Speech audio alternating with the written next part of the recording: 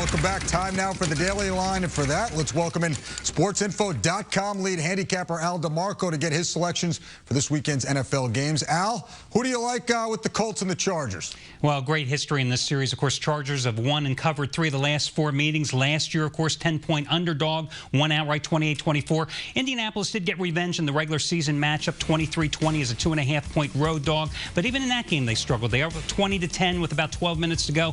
Needed the 51-yard field goal to win it.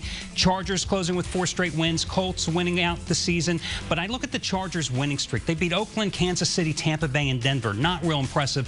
LT's banged up. Gates may not play. Road team has covered 17 of the last 20 in the series. I'm going to go with the Colts this time. All right. How about the Eagles and the Vikings?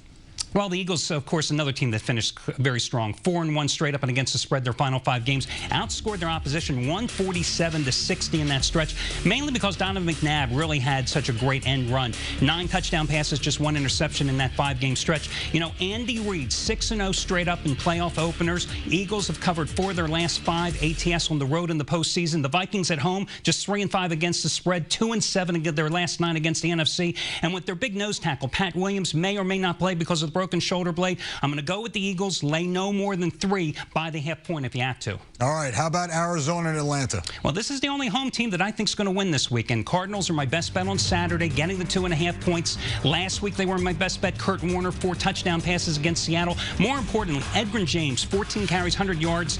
He'd been buried on their bench. I think he is going to be the difference here. Atlanta, 28th in the league against the run, giving up nearly 5 yards a carry. And I think Warner is going to find the soft spot in a weak Atlanta pass defense. All right, moving on. Let's talk about Baltimore and Miami. What do you like in this? Well, this is the best bet of the weekend as far as I'm concerned. You know, they went to Miami with a 3-game losing streak back in Week 7. They beat the Dolphins 27-13, held Ronnie Brown to 27 yards to Wildcat offense, 4 yards on 5 plays. This is the number 3 team against the run, number 2 in overall defense and scoring defense in the NFL. They've won 9 of their last 11, 6-2 ATS on the road this year.